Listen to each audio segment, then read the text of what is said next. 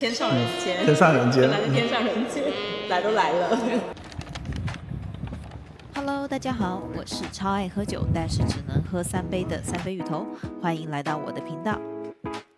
我20年的老友来荷兰找我玩，我打算带他体验一家荷兰乌特勒支本地很著名的一间餐厅，也是一家米其林推荐餐厅。他们家主打的是法式创意菜，每个季节都有时令的 menu。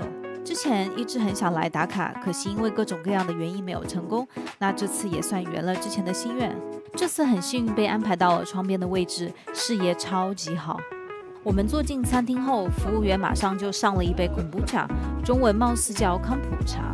首先非常感谢芋头博主带我来体验这么 fancy 的荷兰 local 餐厅，真是太尴尬了。来看一下那个kombu茶，好喝吗？一言难尽的味道，有柠檬的酸味，还有一些味道我无法形容，是一言难尽的味道。就不是说它难喝，但是你很难找到很准确的这个形容词去形容它。对。那这次我们体验的是夏日菜单，可以选择5道或6道菜。这次我们是选择了6道菜，再加1份额外的甜点。哇哦，这个颜值好高。在上第1道菜之前，餐厅先送来了几个开胃小点，这些 amuse 不包含在6道菜里，分量很小，基本是1口1个。2个小点分别是湿鱼小葱卷，非常酥脆，还有一个黑色的拍记，中文貌似叫小金杯，里面是由大葱和土豆做的泡沫夹心，上面点缀着紫色的野花，很神奇的体验，疯狂冲击你的味蕾。2道开胃小点之后，又上来了第3个小点，也是不在菜单上的，是一个烟熏茄子搭配日式高汤蒸蛋。第一口是感觉比较咸，那个咸味就是来自昆布。蒸蛋本身非常嫩滑，上面的酱汁是咖啡味的柚子醋，吃起来有些偏咸，但是带着一些咖啡的香味，非常奇妙的搭配。那终于开始吃菜单上的第1道菜啦，服务生先上了个 brioche， 中文貌似叫布里欧面包，上面是掺了松露的焦糖，搭配了加了咖喱香料的黄油，又是一个脑洞大开的组合。那我们这次也点了 wine pairing， 每道菜餐厅都会帮忙搭配1款酒。那如果大家酒量不好，又想尝试不同的酒的话，可以像我一样点半杯 wine pairing， 这样既不会喝醉，又能很好的品尝到每一款配酒。就算菜单上没有半杯这个选项，大家也可以主动问服务生哦，很多欧洲餐厅都是没问题的。我们的第1杯酒，开心 ，Cheers。那第1道搭配的酒是来自西班牙西北部的 Galicia 这个地区的白葡萄酒，酒体非常轻盈，有明显的酸度，花果香也很不错，刚好搭配第1道菜海鲜。疯狂切割好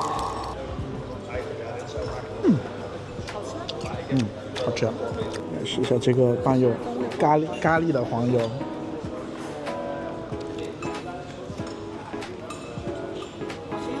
黄油是有一点点咸味的，它的咖喱味没有在第1秒出现哦，但是在第2秒，这个咖喱味就窜到你的口中了，蒜味混杂着咖喱的味道，挺特别的咸的黄油。第1道菜是生蚝搭配青瓜酱和羊奶酪。刚才给我们撒的是什么东西啊？是羊奶酪。他把它弄成干的。天哪，这个味道让我觉得羊的奶酪味道好重。OK， 快进到第2道菜，配餐酒是来自德国的干型雷司令。这个为什么？我买过同样的酒，很神奇啊。说明你有米其林推荐一样的品味，就米其林推荐的品味啊。好，不要谦虚了，这不是脚本，真的这不是脚本，这是有感而发。真正的脚本是这时候我要说，哇，观众们你看，上面有天使哦，上面有天使，所以这家餐厅的名字就叫做翻译成中文就是天堂和人间，因为在它的屋顶上是有天使的。对，天上人间，天上人间，原来是天上人间，来都来了。来，尝尝 Riesling。这杯雷司令闻起来有很明显的矿物质的味道。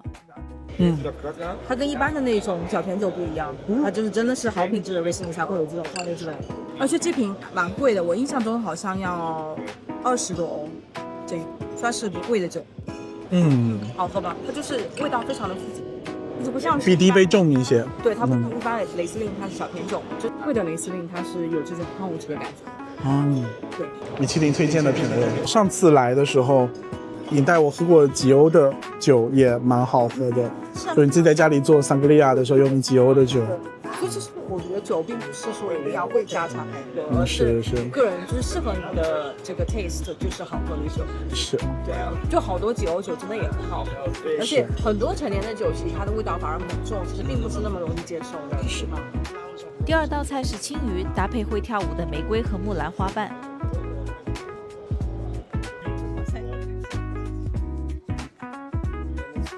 鱼好好吃，鱼好好吃，我觉得好吃。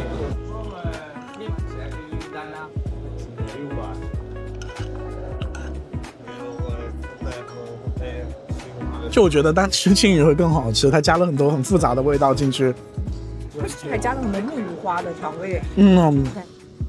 所以其实蛮融合的这种菜系，我感觉是那种亚洲、欧洲融合的感觉。创新，我觉得这家店创新很擅长把各种复杂的味道调在一起，就像我们的人生一样复杂。这道菜我觉得比第一道那个叫什么牡蛎要好吃。对。上面那个花好香啊，玫瑰的味道好重。好吃。其实加上那个花瓣吃还蛮好吃的，味道非常复杂。非常奢侈，然后非常大块的黄油。多抹一点。虽然说这个热量很高了。没听见。第三道菜上菜前，服务生先给我们上了面包和黄油，搭配的酒则是来自葡萄牙多肉的一款白葡萄酒，比前两款更多了一些香料和矿物质的味道。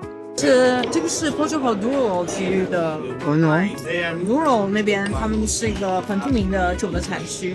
你来尝尝看，它更是 full body，就是它的味道会比轻，更重了点。对，它是慢慢从越轻到重这样子，对，层层递进。它跟那个波尔多酒是一个产区的，还蛮好喝的这款。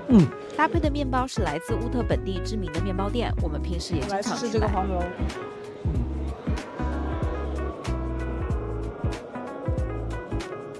还不错，但没有这个有特色。对我也是这么觉得。把这个都垮掉了。是，就是把它空盘是对它的最高礼遇。第三道菜是西葫芦搭配豌豆味增酱，颜色和造型都很奇特，略黑暗，有点黑暗。他说把它骨髓挖空了之后，然后填东西进去，之后再把骨髓本身做成酱汁，再倒进去。OK， 一生支持主题你。一生支持，不认识。所以第一次来荷兰的时候不认识西葫芦的人，从来没有见过整根的西葫芦。对，只吃过做成一片片做成烧烤的那个西葫芦，有点黑暗呢。对，你尝尝看。OK。而且上面是加了 miso 的酱汁。miso 是什么？味增。OK。你可是中文频道哎。对。翻译一下啊，口味相当复杂的一道菜。瓜皮本身是好吃的，我夹着夹心再吃一次啊。我觉得我还挺适合做吃播的，加上填充物更好吃了。所以说有填充都是好的。来尝尝。好。采访一下芋头，觉得这道 zucchini 如何？还行吧，但味道有点重的是。吃下填充物，里面加了那个 sunflower seed 桂花籽啊。对。那个人在疯狂的看你，好尴尬啊，怎么办？不尴尬。第一次在外面外拍，然后就被人围观，好尴尬。拿出你油管200万粉丝的气势。我也是拼了，平时从来不这样吃饭的。脑洞大开的填充西葫芦之后，我们进入了第四道菜小牛胸腺，搭配的酒是来自德国的一款粉色的净啤酒。其实它本身是一款白葡萄酒，通过和葡萄皮的接触，酒体就带上了非常漂亮的粉色。这是今天第一杯的红葡萄酒，好喝。它其实不是红葡萄酒，它是白葡萄酒带一些颜色。我不管，就是红葡萄酒。好吧，好，白葡萄酒带一些颜色。它有一种就是特别。怎么说莓果的那种感觉？是，就果香很重。第四道菜是用小牛胸腺制作的创新法式豆沙锅卡索雷，它是各种的豆子混合在一起，然后它的主菜是 Swiss 是牛胸腺，那个小牛身上的那个胸腺，就你说长大以后会消失的那个部位。长大会消失的那个，它其实是吃牛的那个就器官。其实欧洲人他就是法国人，他是会吃内脏，是比如说荷兰人，他基本是不大吃内脏。然后 Swiss 它的口感是有点像，你有点像在吃脂肪的感觉，就是你不是吃鹅肝，它就会有一种脂肪肝的感觉，它其实也是属于脂肪比较浓郁的那种食材。作为肉食动物，腹期症，嘿嘿。哦，软软的，好吃，但没有脂肪，纯脂肪那么腻。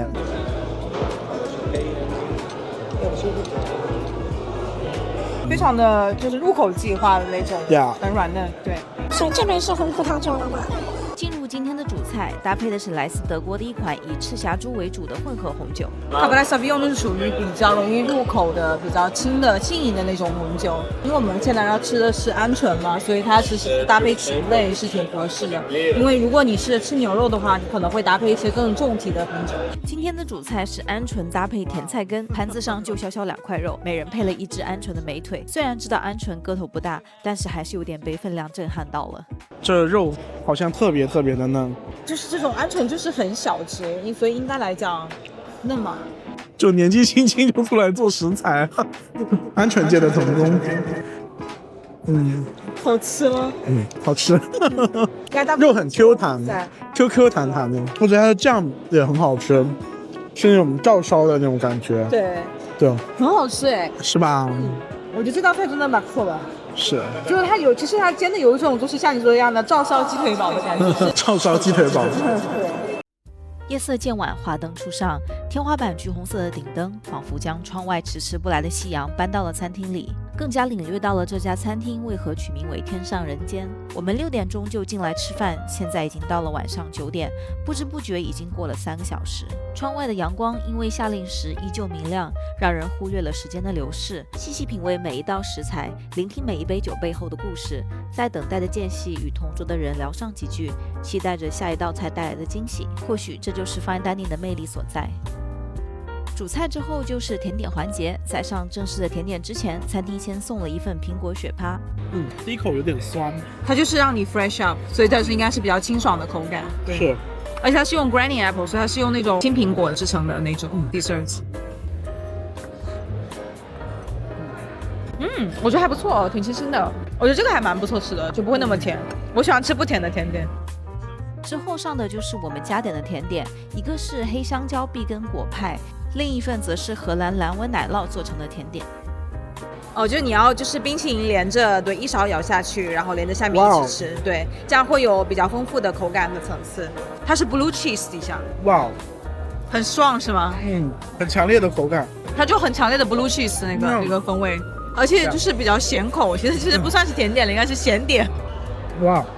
好吃吗？Interesting， yeah， 天上人间的味道，很有趣的餐厅。每道菜的口味都就是非常的丰富，很有层次感。在上最后一个甜点前，侍酒师帮我们倒上了甜点酒，这也是今天 Wine Pairing 菜单里的最后一杯酒，来自德国的 Gold Muscatella。根据侍酒师的介绍，这款酒本身带了一定的酸度，酸甜比例非常好，刚好搭配最后一道甜点 Summer King Strawberry。好喝。而且麝香葡萄的那个味道也很明显，然后酸度也是有的，而且很清爽。最后一道甜点是饼干打底，上面铺上了草莓和雪趴。然后这个 strawberry 的品种是 Summer King， 就是特别好吃、特别甜的一个 strawberry 的品种。对，然后下面是 sorbet。好，够了，我可以给你后期配音，你可以不用唱我。终于，就这家店唯一不那么口味复杂的、不那么口味清奇的菜。对，很清爽哎，真的很适合夏日。而且它里面还放了一些松仁在里面，对 ，rosemary 也是。这个 dessert wine 它其实并不是纯正的 dessert wine， 它其实是 semi dry， 它其实是半甜的酒。来吧，感谢芋头的款待。没问题，打工人不就是为了这一刻 ？OK， 账单来了。那这顿饭吃了422欧，大家觉得是贵还是便宜呢？哇，好多人！对，这个其实是乌特勒支的一个很大的一个广场，就这边聚集了非常多的咖啡啊，还有餐厅啊之类的。然后那个看过去非常 funky 的，其实是一个图书馆，就上面都是灯的那个。你不觉得这个图书馆的灯非常的 funky 吗？对，非常的朋克风，就完全想不到它是一个图书馆。就是知识也可以是五颜六色。 OK，伴随着乌特勒支的夜景和米菲兔，这个 vlog 也到了尾声。如果大家喜欢这个视频，请别忘了点赞、留言、加关注哦。我们下期视频再见，拜拜拜拜